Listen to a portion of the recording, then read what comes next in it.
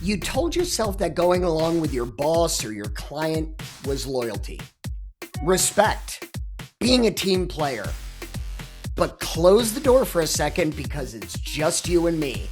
And I'm going to tell you what it actually was. It was fear.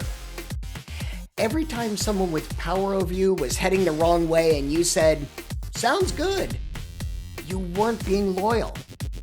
You were protecting yourself from a hard moment and calling it virtue. But here's the thing you don't want to hear.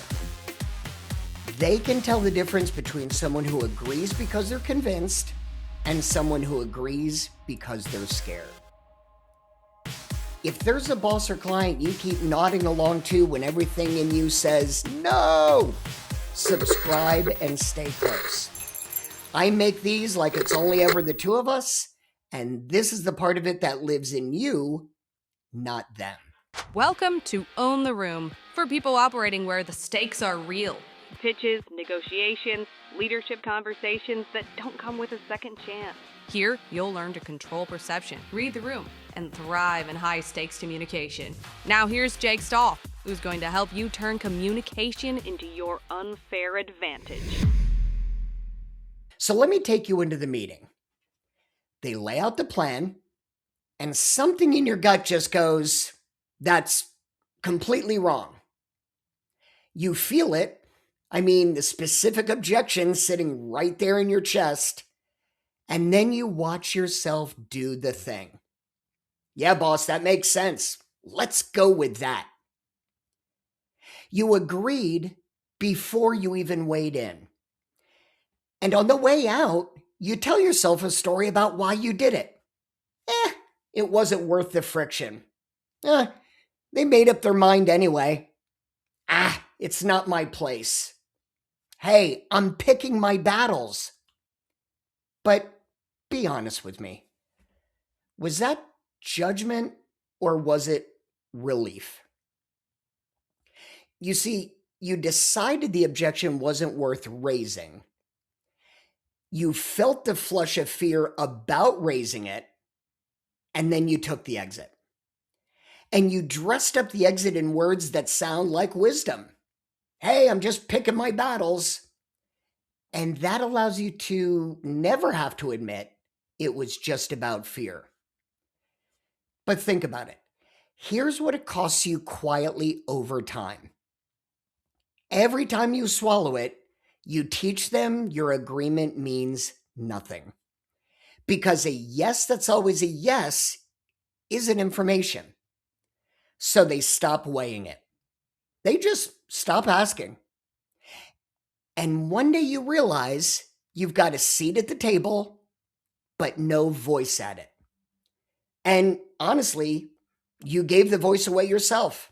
One sounds good at a time.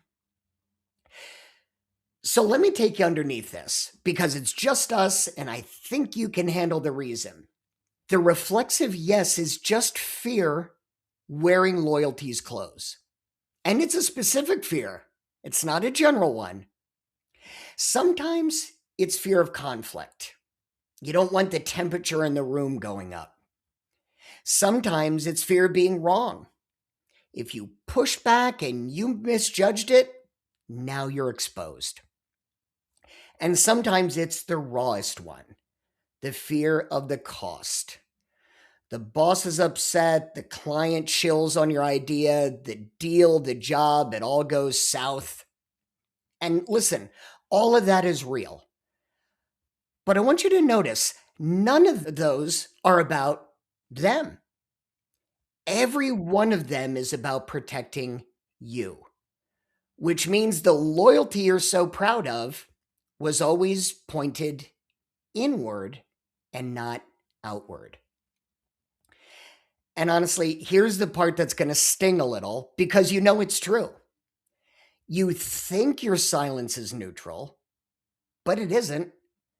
When they ask, "Are we good?" and you say nothing, you didn't stay out of it. You voted yes. And the whole "I actually had concerns" is worth nothing after it goes wrong. So you had a voice in the room at the moment it could have mattered, and you swallowed it. And then you comforted yourself with the concern you never said out loud. One more, and I'm only saying it because I think you can take it. You've heard me say need leaks. You can't hide it. It comes through in the room, like it or not. Fear is the same. When you agree out of fear, they feel it. Not consciously, maybe, but they register that your yes has no spine in it. And a yes with no spine won't build trust. It tells the powerful person in the room that you'll tell them what they want to hear, which is exactly the type of person they can't rely on when it counts. So the very thing you did to stay safe is the thing that made you unsafe. It essentially marked you as someone whose word just bends under pressure. So here's what I'd have you watching yourself the next time power is just heading the wrong way. There's 5 things, and I'm going to show you what each one looks like. First, I want you to catch your reflexive yes and clock what it's protecting. So you're in the meeting, your gut says no, and you hear yourself say, yep, sounds good, before you've even thought about it. I want you to freeze there. That yes came out way too fast to be a decision. As a matter of fact, it was really a flinch.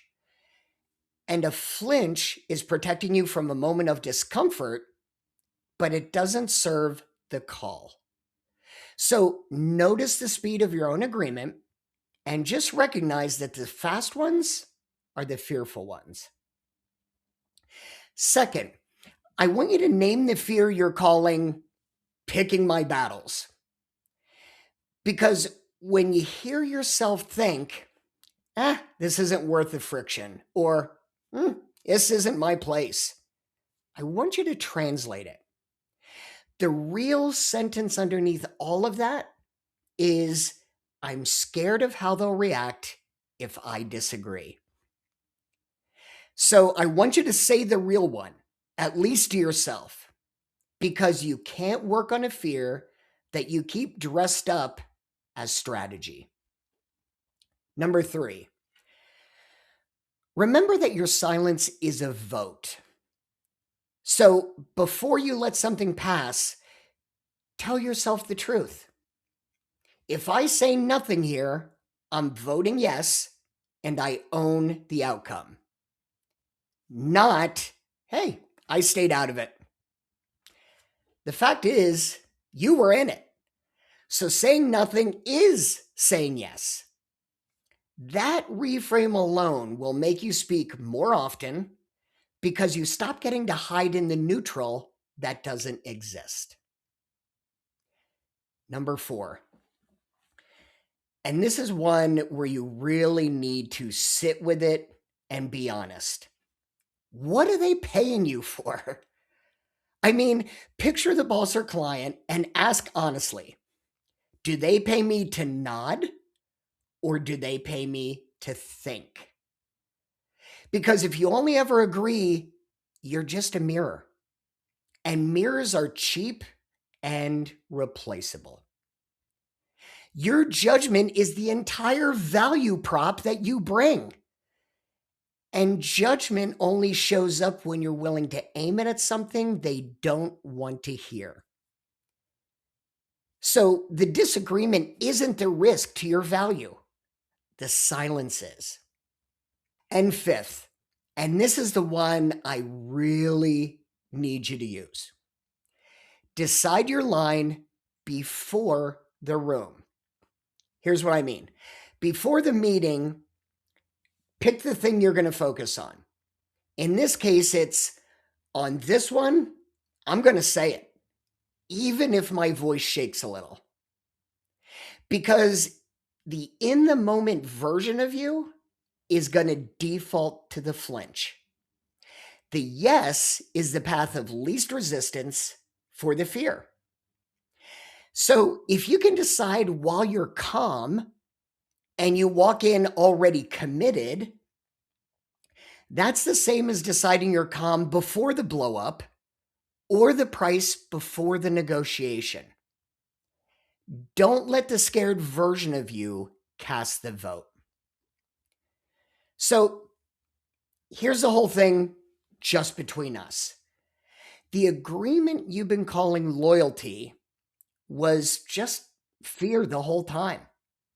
Could have been fear of conflict, of being wrong, of the cost to yourself and your business. But all of it was pointed at protecting you and not serving them. And it doesn't just fail to protect a relationship, it literally hollows it out. Your yes stops meaning anything. They stop asking, and you hand away the voice you were hired for, one sounds good at a time. The people who push back beside them respectfully with a way out become the ones power can't make the big call without. So stop mistaking your fear for their benefit. Decide your line before the room. And when your gut says no, let them hear it. On their side, but out loud. The bottom line, your agreement was never loyalty, it was fear. And a powerful person can always feel the difference between a yes with a spine and a yes without one. So the next time everything in you is nodding while everything inside you is screaming, no! Catch the flinch, name the fear, say the thing. Beside them, respectfully, but say it. And remember, it was just the two of us when you admitted that the silence was never keeping the peace, it was keeping you small. Thanks for checking out Own the Room with Jake Stahl. If you've gotten value from this episode, share it with the solopreneur in your life who wants to know how to communicate to be seen, heard, and respected. Review and rate the show wherever you check out podcasts, and grab your copy of Own the Room, How to Communicate to be Seen, Heard, and Respected. We'll catch you next week on Own the Room.